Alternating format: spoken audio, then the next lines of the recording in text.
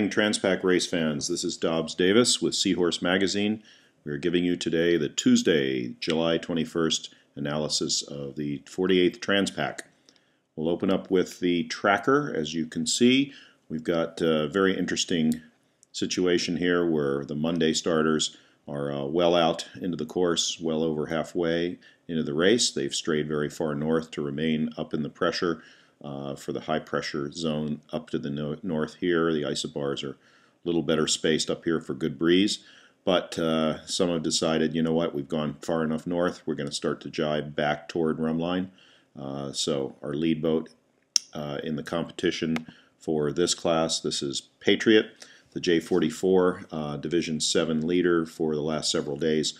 They have taken the initiative to jibe back, while some others like Celerity, Santa Cruz 37, they're going very fast for a 37-foot boat, 9.1 knots, and they're going to stick it out to the corner. It looks like 723 miles to go. They're still heading well off north of the Rumline, so it'll be interesting to see when they get the shift and they feel like they need to check in and get back across to cover everybody else behind them who's jibing. Another boat way up to the north that's made the commitment to stay there, Transformer. Now again, they've got great breeze up here, and I think what they might be waiting for to jibe across is the weather to stabilize a little bit better. Those are down here closer to Rumline, are not going quite as fast. So Andiamo, a J46, 6.4 knots. Creative, a J105. Going 8.1 knots, which is actually not that slow for a J105. So they do have some pressure down here.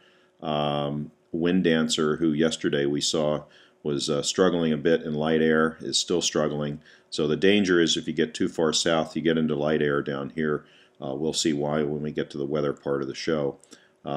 This Fortissimo, smallest boat in the fleet, you can see 3.1 knots. They too have just gotten stuck by being down in a zone of light air over in here. I'm going to zoom in a bit, and we will look at the fleet of Thursday and Saturday starters. You can see the Saturday starters aligned in a row here are starting to overtake the Thursday starters. Thursday starters in divisions 4, 5, and 6 really spent a lot of time in light air. First couple of days they've started to move, but just by their boats not being as big and as fast as the Saturday starters, they're going to likely get overtaken in the same conditions. But they are moving along.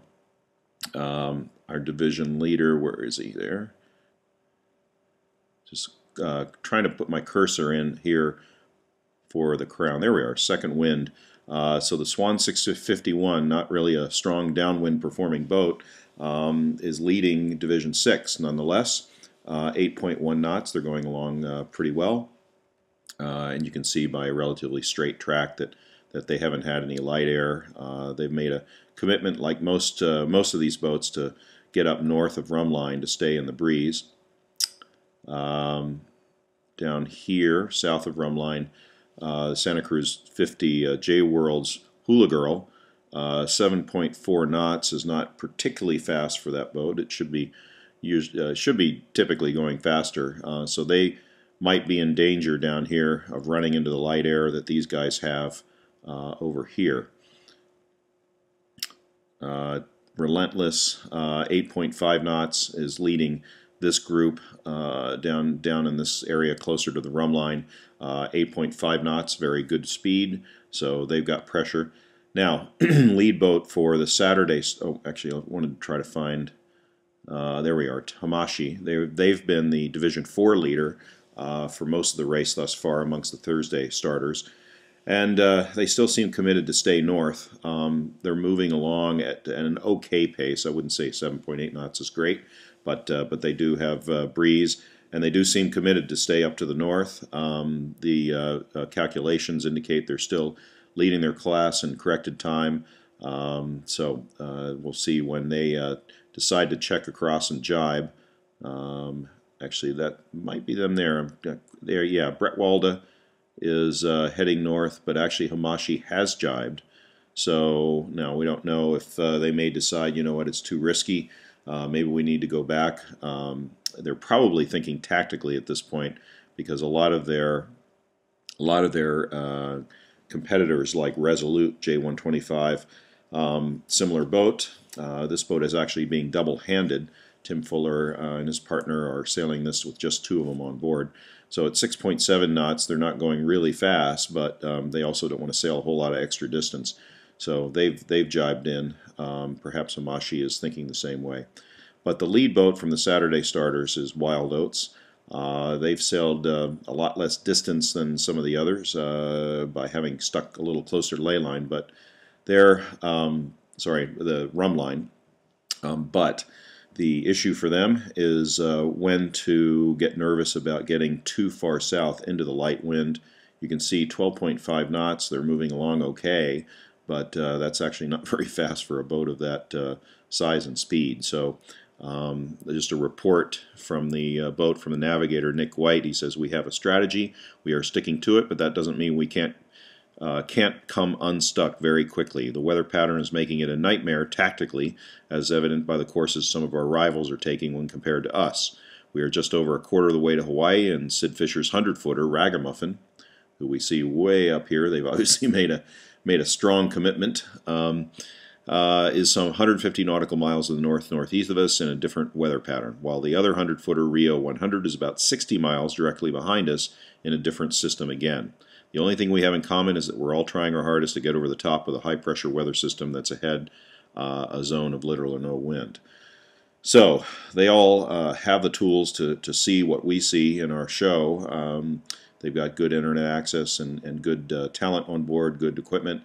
And so what they're seeing, as I'll show in a moment, is a zone of light air in here. Ragamuffin has made a strong commitment to get up over top of it.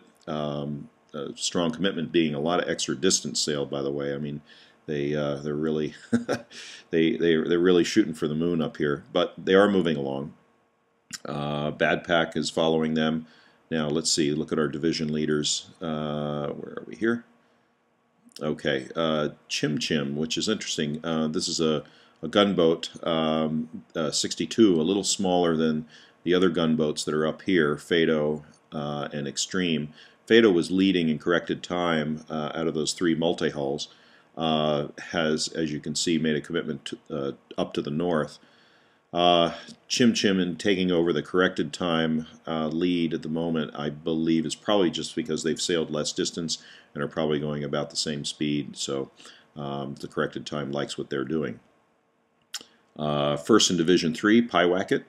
This is a team from San Diego sailing this boat. Chuck Nichols is the charter. So they are leading the sled pack in a more conservative northerly track. Bolt is TP52, Craig Reynolds, and they're moving along okay, 10.3 knots. Again, conservative approach to be north, but not all the way north. So let's go over to our weather. And this is what everybody's avoiding right here. Here's Los Angeles, here's Hawaii. Rum line basically takes everybody who chooses to follow the rum line right through this zone here. The last couple of days they've enjoyed nice downwind conditions. Again, very unusual for Transpac to have a spinnaker up in this group so early in the race, but it's simply because they had this northerly flow coming into this remnants of the tropical system here. So off the coast, light air, then get into some downwind breeze, and now they're starting to get into light air again. And now the strategy is, how do you handle this? Do you go way up over the top, like Ragamuffin's committing to? Do you take a Wild Oats type track where you play on the edge? The other boats that are behind them are actually sticking a little bit closer to the rum line because they see this system as evolving. If we go forward in time, it becomes a little less pronounced. Let's go a little further forward. There we go. And let this refresh. You can see that this zone starts to contract. This is roughly tonight, Pacific time. This would be tonight, Tuesday night. If we go even further forward, and this would be Wednesday night. You can see the zone starts to dissipate almost entirely, and more of the normal trade wind type breeze fills in.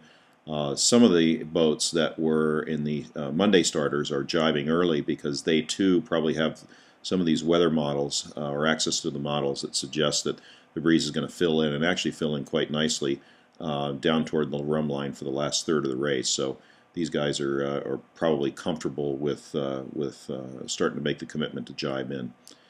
So that's our report for today, 21 July. I'm Dobbs Davis from Seahorse Magazine. Wish you can follow this race on the trackers and through their weather models. It's quite an interesting race, very different from a normal Transpac. So we hope you're enjoying it. I'll say so long for now, and we'll see you tomorrow.